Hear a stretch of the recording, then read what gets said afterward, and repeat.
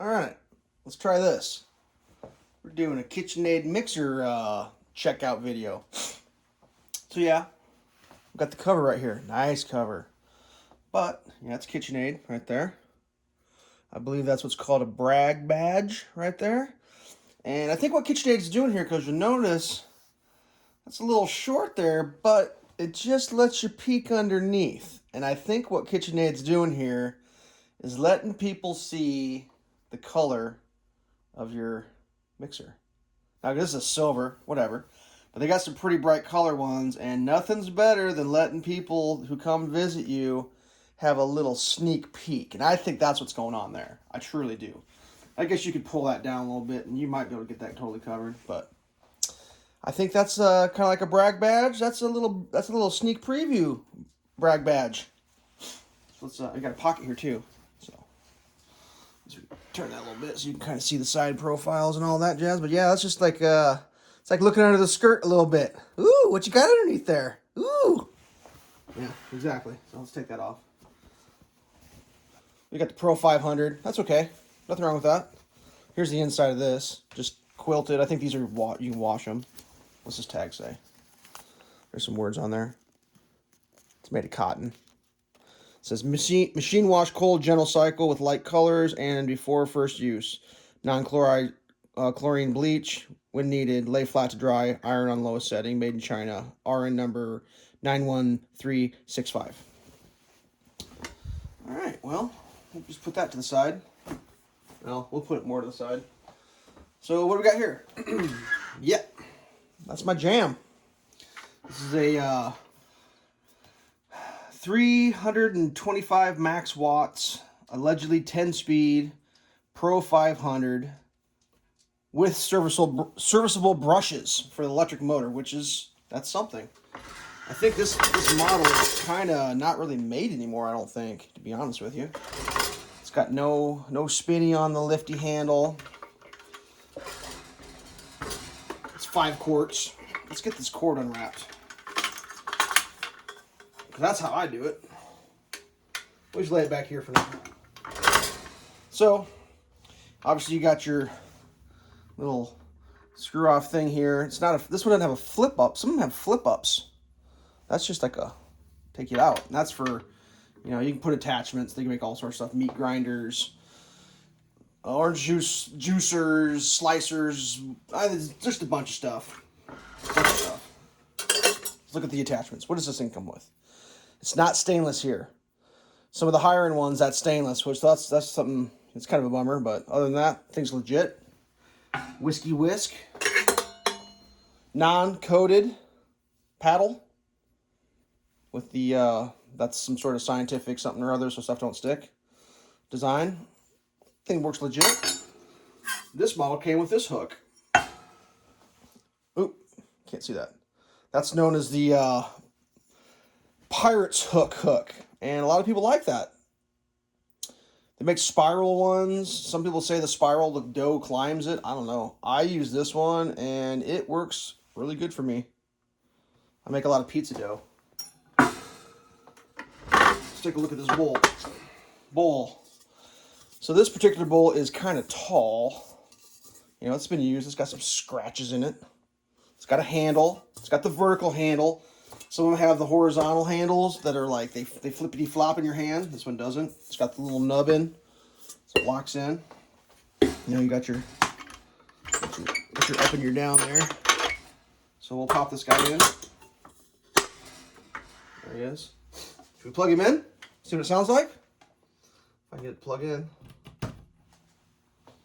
Is it loud? Let's get a better profile on that. Here we go. I would say that is not loud. That is definitely appropriate.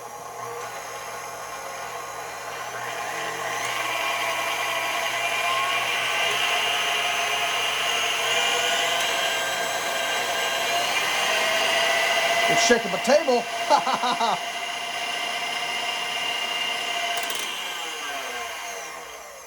That's pretty interesting.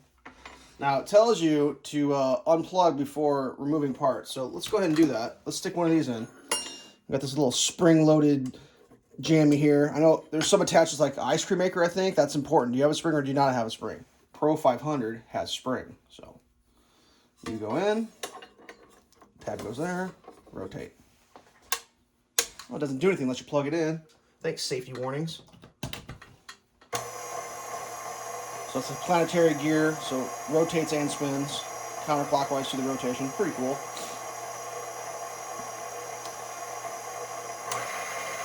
So it's, like I said, I really paid attention to this. So this actually has a down and then it goes in the index. Is that showing up on the thing?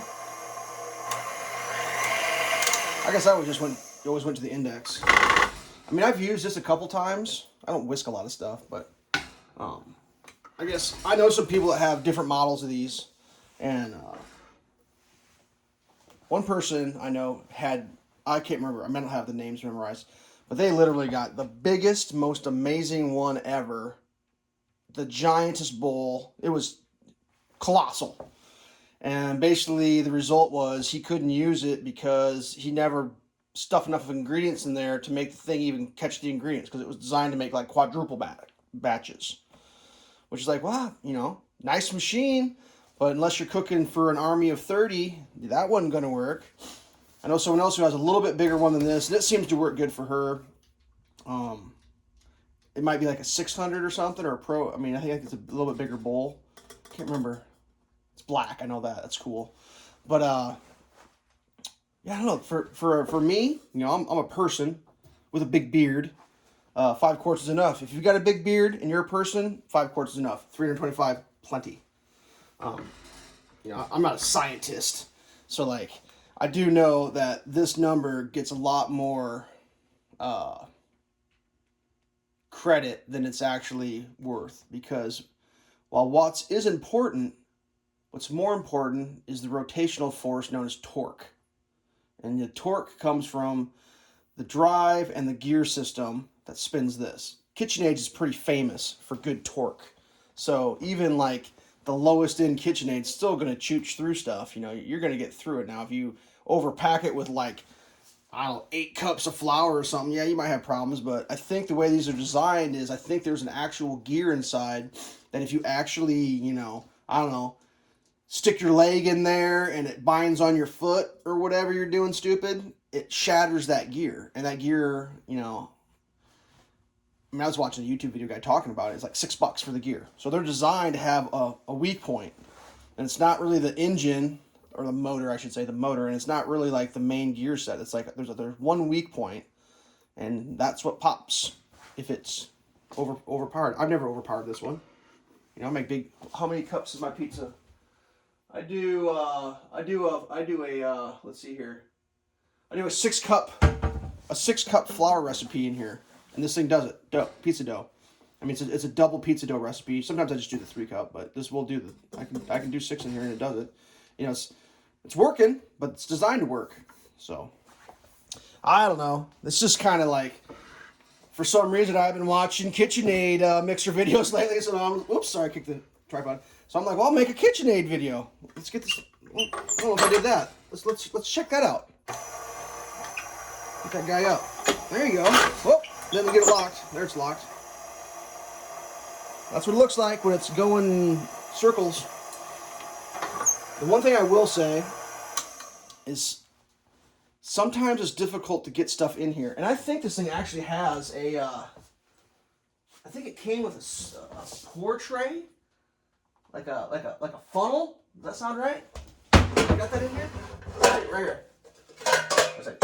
Dig through mine. Ooh, this is kind of dusty. That's a little embarrassing. Yeah, I live in the real world. My stuff gets dusty. I don't use this thing. Let's dust her off real quick. Let's clean her up so she looks good on the old YouTubes. So, yeah, it's got this thing. I don't even know what that's all about. Never used it. Is it like that? Kind of seems like it's not the right size one. That seems janky as hell. Really? It seems like it's for a size that's not mine. Whatever. I think it all clears. Yeah, that all clears. Let's turn it around and see if it hits. Yeah. So you got a funnel there. Maybe I should use that more often.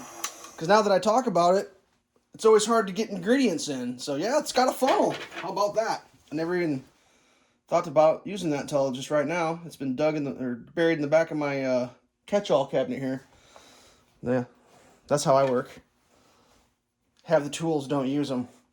Jeez. But, you know, my whole hand can fit in there, so that's how big you have to pour. So, I mean, that's a thing. Because, you know, a lot of people, they disparage the lifts because it is a challenge to get stuff kind of in there sometimes, you know. It's like it hits. Whereas those tip heads, lots of clearance, you know. I'm not saying this is better or worse than a tip head. I have no horse in that race because I don't have a tip head. I guarantee you, if I had a tip head, I'd be talking about how great a tip head is. I don't have one, so I'm gonna talk about how great this is.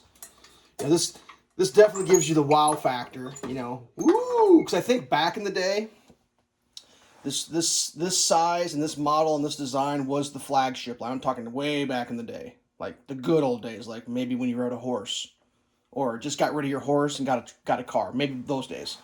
So yeah, since then, you know, they've gone to like DC motors, horsepower and a third motors. I mean, all sorts of crazy stuff. And yeah, those are cool, definitely. If you got one of those, use it. If you don't, well, do something different. But yeah, this works for me. That's my baby. My Pro 500, not the HD, not the Super Ultra, not the Artisan. It's just a Pro 500. Don't even know if they make it, but it does have the serviceable brushes, which I think is it indexes its age because I think they stopped doing that after a while. But whatever. This video has gone way too long. I'm jabbering about a mixer for 11 minutes. All right, so that's it. If you think this is something that you like that, I don't know, give it a thumbs up. If you don't like it, definitely thumbs down. But I'll tell you, it hurts my feelings a little bit, but I'll get over it. Subscribe. Check out my bananas. It's cool. Stay safe.